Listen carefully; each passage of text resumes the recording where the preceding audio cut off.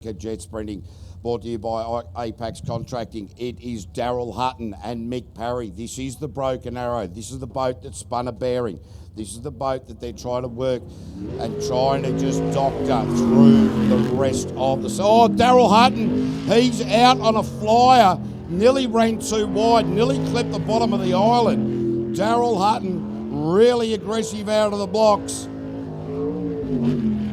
Mick Parry in the navigator's seat. Wow, they've picked up the pace already. The all-important split, we'll start looking at that, is a 23.5 for Daryl Hutton at this point. Oh, very tight around that right-hander. Finds his way to the bottom part of the course. This is a tidy looking lap. The Sprint Tech, the Donovan engine combination. Oversteered it, and he's gone the wrong way. He's realised it, come back, gone into the correct channel. Daryl Hutton, Mick Parry, rotational error, twice in one day. Very unusual, 53.853. So, wow, the pressure is on. Daryl Hutton, been racing jet sprint boats for 20-odd years, and that is the 11th time I've seen him make a rotational error twice in one day. Incredibly unusual. We're joined in the commentary box by Ruben Hoxima out of the 2JZ machine with Toyota emblazoned all across the back. What are you doing up here, mate? You're meant to be down in the boat on the ramp. Well, I have to wait for Daryl to get back to his trailer so we can back in. Right, okay. So you thought you'd wander up and have a bit of a chat with me? That's very kind of you. I made sure it would be short. No, right. Oh, yeah, you do that, so you mate. Can't take the mickey.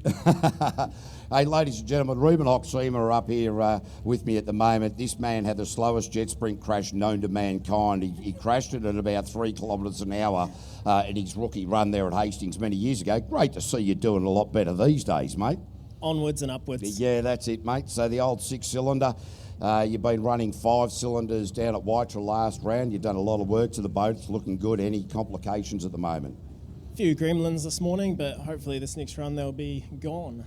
Oh, fantastic news. That is awesome. So, Ruben, thank you for joining me in commentary. You'll get down into the 2JZ boat as we see the bootlegger, Chris and Katie Munro.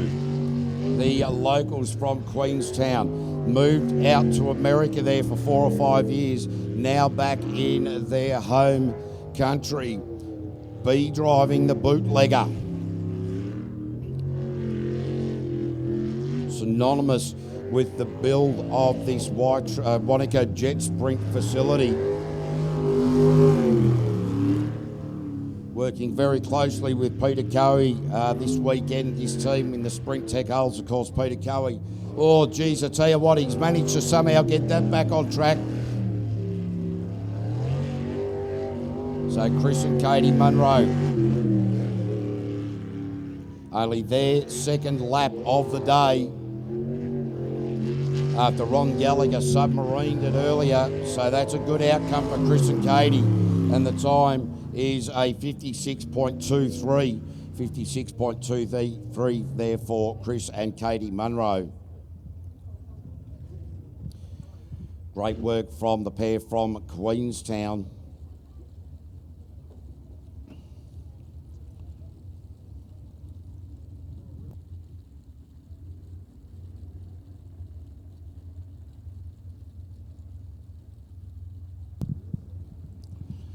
So just waiting for the bootlegger to make its way back to the trailer before they release another boat here at the moment. So fantastic day here at one of the most beautiful places in the world, Wanaka. You guys all know it, but I love coming back here each and every time. Have so much fun when I'm down here. And wow, as I was speaking a little bit earlier, some of the competitors from right around the world that have raced here, they can get halfway around the track and they start having a look at the beautiful scenery and then forget that they're actually racing a boat at breakneck speed, find their way in the fence, all sorts of things. But it's a matter of concentration. And I think the best view you should have coming into this beautiful part of the world is via the aeroplane. When you're driving a sprint boat around a track at 130, maybe ignore it. It is the Ghost. Phil Dick and Hayden Digby-Smith had a chat to these guys during the lunch break. And Phil can quite often put a lot of pressure on himself. He said, mate, today I'm just relaxed. I'm really enjoying it. We're having a lot of fun. We're not going to put a lot of pressure on ourselves. We are just going to enjoy the day, and it's just fantastic to see these guys from Hamilton, like everybody, just do so much work to get everything sorted out. The big back out to the left-hander worked very well, so they've got plenty of power at their disposal. They're just enjoying getting out there and running the boat around this beautiful Novus Auto Glass Aqua Track down here at Wanaka for the final round of the 2023 season, brought to you by PSP. And we thank each and every one of our sponsors so very, very much for allowing us to do this. And indeed, ladies and gentlemen, not only you on the live stream watching at home, but each and every person who comes down to the track. So Phil Dick and Hayden Digby Smith, that's their best run of the day with a 61.386, and spun it out, but managed to keep it on the water as they make their way back. So Phil Dick and Hayden Digby Smith, great to see these guys making a good day of it. So great to see those guys.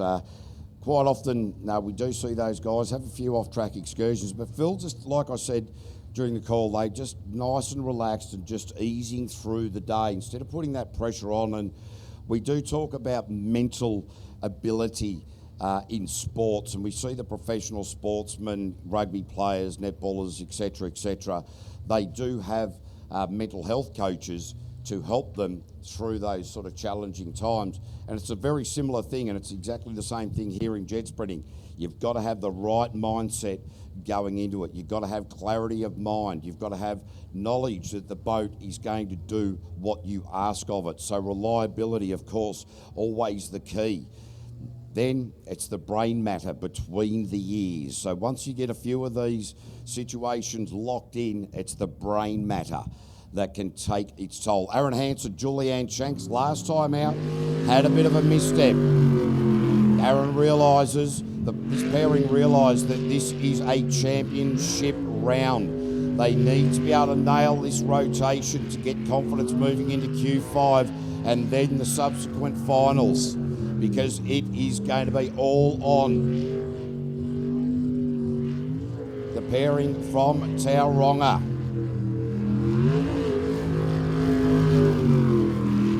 Boat looking very well settled. Aaron looking a lot more settled out on the course this time. Has taken a few deep breaths before the green light went. Nice move. I haven't seen too much wrong with this lap at the moment from Aaron and Julianne. Certainly not pushing the boat to its limits. They're playing the long game. And that's a tidy run. Eased it off across the line with a 52.954. 52.954, playing the long game. And that is what you need to do. You need to get through all these qualifying runs to get into the finals. That is when the pressure really builds in. So I talked about the fact that you might see some interesting steps after the lunch break. Fingers crossed it doesn't happen, but sometimes the drivers, the navigators, they get too many carbohydrates in there and adjust their sugar levels. All sorts of things that you talk about sports nutrition. These guys and girls are starting to understand how that works and putting it to really good effect. Over the years, you used to see blokes out there eating pies and drinking cans of Coke and all sorts of things. These days in the pit and paddock area, you'll see a little bit of change in the diet with some of the teams. So it is very interesting how professional this sport is moving. And now we have Richard Murray, Steve Edmonds, this beautiful sounding boat. We love the sound of these. Can Richard Murray do better than Q1 when he didn't get to the first channel? Oh, this is looking like a lot more confidence from Richard Murray. 1,500 plus horsepower at his disposal. Driving very, very well at this point of the rotation. Steve Edmonds, been a long-term navigator. Oh, you heard there is an issue. Is that an engine issue? Unlike Richard Murray, so I dare say there is something going on with the engine management system there. The confidence is not there. The boat is not hooking up well at all. No, he needed to go left up through the middle, and whatever he's gone on in the back of that. Now, this boat at the start of the season was missing. It was having moments where it was cutting out. They finally sorted it out at Waitra last round, and again we see that gremlin creep in. So Rubber Glover, the electric technician, he'll be down there having a look at it. Tim Coleman will be having a look at it. Lots of things going on down there in the Mina machine, so that'll be a DNF for those guys. So disappointing end to that run.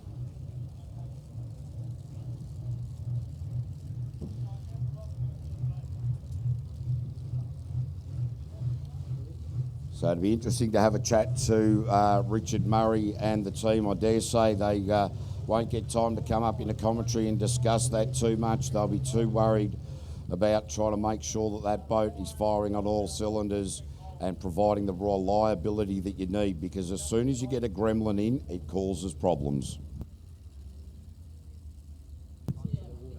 Right, okay, part of the reason for that, as we get report from the pit area, is that part of the exhaust fell off. So, so that is not overly positive, you might suggest. So that is part of the problem. Now we are looking at Rob and Ange Coley in the Mouth Fresh machine. Poison Ivy, they call him the Mad Dog. It's he and Aaron Hansen vying for the championship. They have both made rotational mistakes in qualifying 3. Aaron Hansen just laid a correct rotation down for Q4. Rob Coley and Ange Coley need to be able to do that this time as well, to be able to get that confidence moving in the latter part of the day. Rob Coley driving very nicely indeed at the moment. The rotation looking okay. This is the part of the track where he's had problems before. Left down there, not so that time. They are absolutely onto it this time. And he's right, but he had a hesitation. He wasn't sure. There was the doubt. This is looking good. I only got to get through the sweeper. Robin Ange Coley squared it off at the end, but it's a 50.442. So Rob Mad Dog Coley straight to the top of the table there, and about 1.5 quicker than Aaron Hansen at this point. Darryl Hutton further second behind that. Chris Munro, well, his first drive of the season, so he's not going to be upsetting championship points. And great to see Blake Hughes watching on the live stream. G'day to Tony Fitzgeorge as well. Plenty of people watching from right around the world, and we certainly appreciate your viewing. But you know that each one of you watching the live stream from around the world, every one of you wishes you were here. And we understand that because we love it.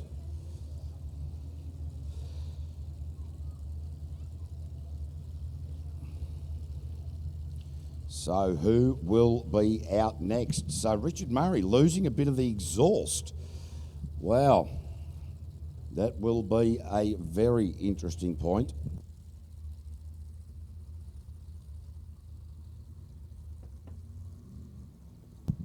So the exhaust, the broken bit, gone to the bottom. So it has now become a fish tank. All right, so it is Dave Simmons and his daughter Millie out for their run. Chatting to Dave during that lunch break, and he said, well, just got to get the bit between the ears to work a little bit better than what it has been. So out the course of the day so far. Of course, Dave had a few engine issues with his engine throughout the year. What has then followed on was his inability to make Waitra, so it's his first run for some time, since Wanganui in fact, after the round at Merri got cancelled due to the cyclones and flooding. So certainly a very disjointed season for Dave and Millie Simmons. But this is looking like a tidy run. Eases it down into that left-hander. Plenty of mumbo available to these pairing. from Napier. Oh, grabs a little bit of dirt on the other side. Dave and Millie with a 54.907. 54.907. So we've got Kelvin Glover in here. What's going on there, mate? Oh, well, the meaner machine's only got an exhaust on one side. Aren't they meant to have exhaust on two sides? Yeah, generally they are meant to have exhaust on two sides. As you see, Richard, he was out there and he heard the note change. And he thought, shit, my engine's going to blow up. Something's going to go wrong. He backed off. He saw him back off and he pulled the pin, but that's because one of the exhausts fell off. So what do we do about that? Do we just sort of like get some blue tack, double-sided sticky tape and sort of try and attach? Oh, you can't because it's at the bottom of the pond. That's right. Send the divers in, get our exhaust pipe, because we can't use cardboard. Why can't you use cardboard? Because it's an exhaust. So the front fell off. Pretty much, mate. The exhaust fell off. Pretty much. That's the problem. So tell me, can he run it like that? It's probably not going to affect the running of the boat too much. It'll just make it louder. And apparently it's already kind of loud. All right, we love loud. Hey, thanks for coming up here, Rubber. Really appreciate that. And very interesting photo. 2JZ now coming out. Ruben Hoxima, Jacob Wood, the six-cylinder, the turbo. They've been saying that the lag in this turbo has been creating a few little issues, so they're getting on top of it. But so far, Ruben Hoxima runs it wide, spins it round, lands it frontwards. Is he going to keep going? Let's hope so. It'll have a gut full of weed on the intake. Oh, Ruben Hoxima, that was exciting.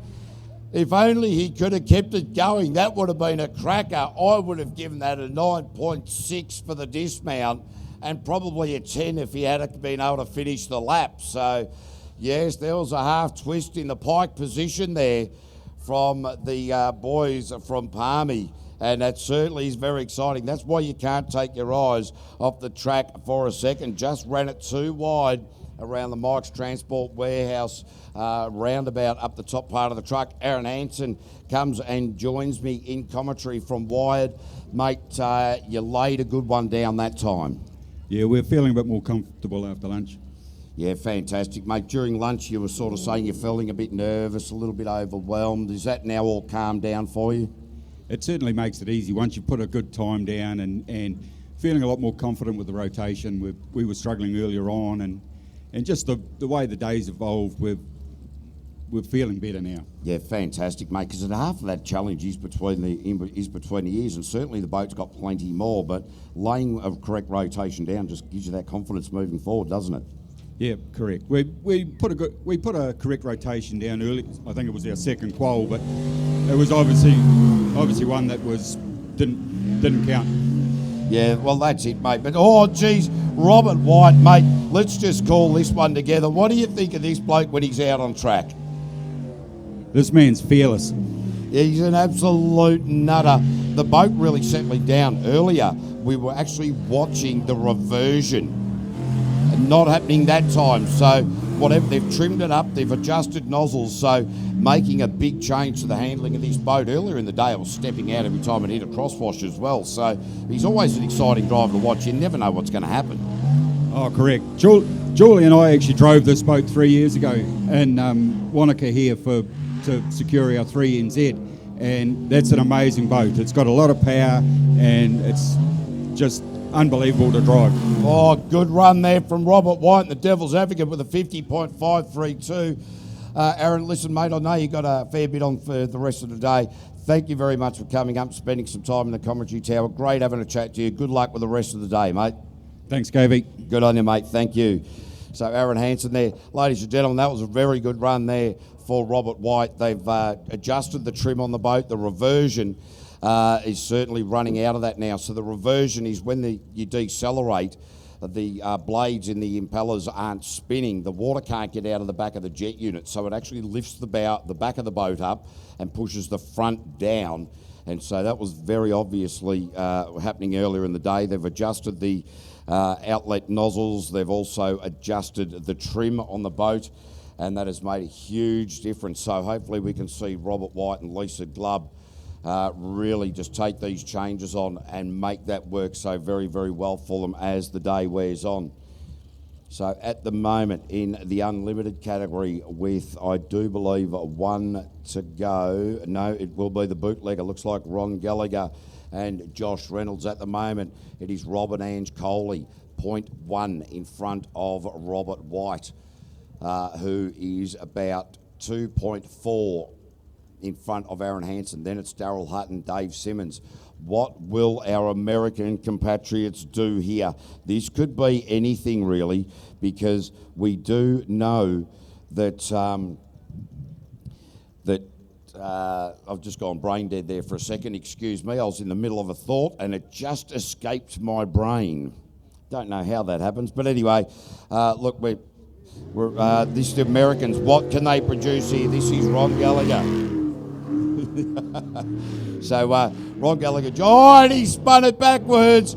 No, you can't go anywhere from there, Ron. Ladies and gentlemen, give the Americans a massive round of applause. They are determined.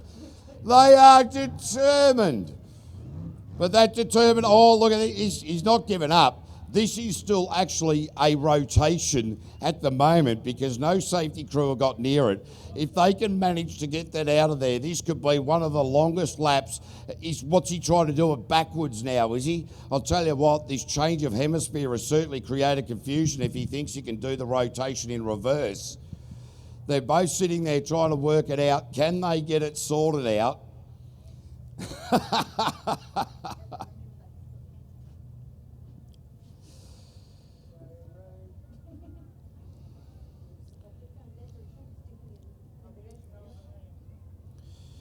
So, big shout out. No, that's it. They finally put their hand up.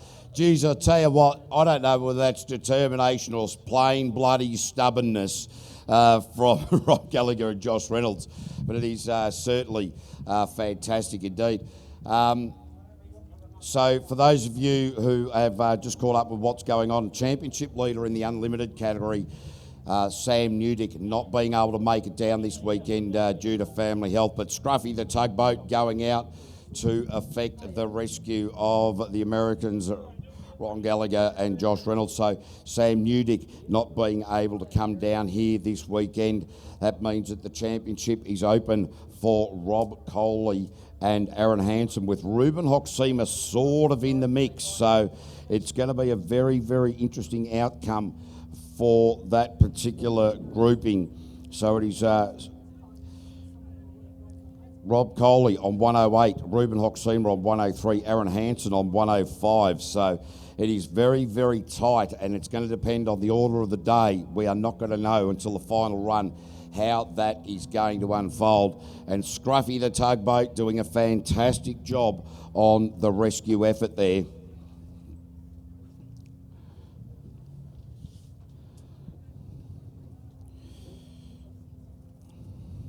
So the rescue boat sponsored by Belton Contracting Limited, a small family-run contracting business from the Rangatiki, specialising in farm work, effluent ponds, land clearance, site preparation, bulk earthworks, dairy conversions, and big enough to compete, small enough to care. So big thank you to Belton Contracting for the 23 season, as we've got our rescue crew starting to look into the water for the muffler. That looks like it is under the bloke. No, it's not under there. They're just staggering around.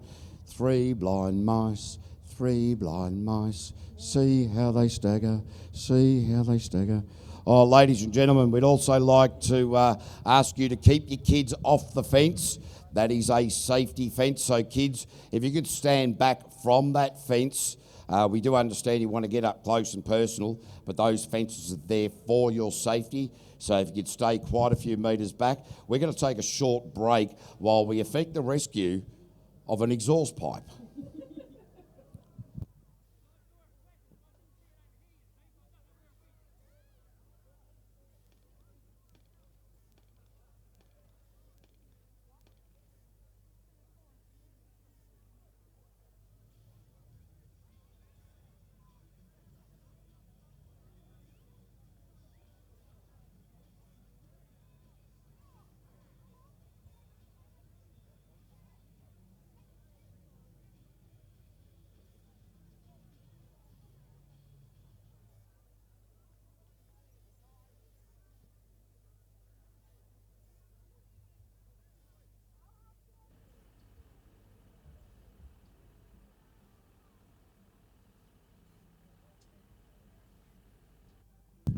Yeah, there is something in the water, and it is an exhaust pipe.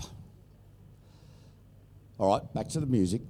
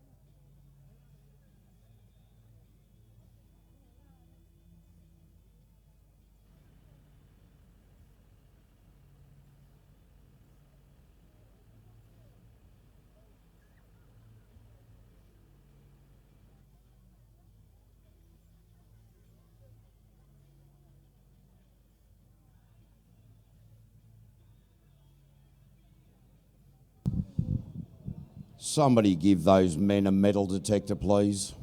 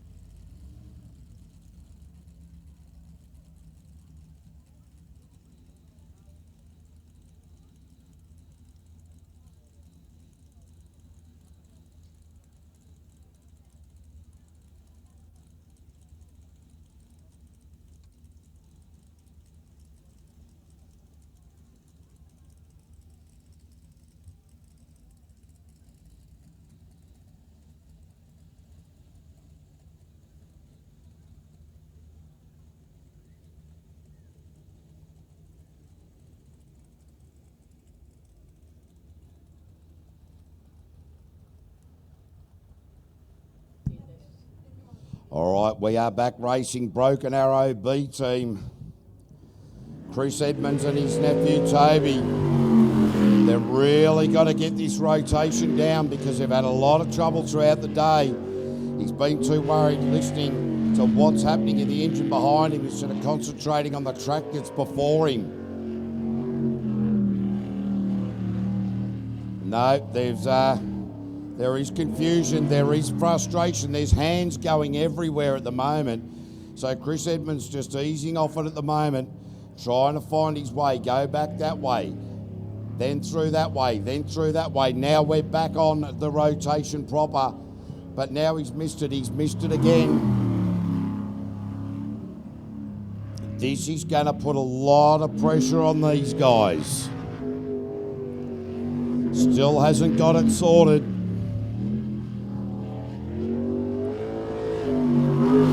I think this is just born out of frustration now. And so that'll be a DNF, and that's a very disappointing end to qualifying round number 4 for Chris and Toby Edmonds. So when we had a chat during the lunch break, he said, look, part of the problem is we've been worried about what the engine's doing. I haven't been able to concentrate on the rotation. And so he really needed to lay one down. He's got the last chance to dance in Q5 coming up very soon, but that's going to be a hard mountain to climb, like trying to climb Mount Everest in a pair of jandals, pair of thongs.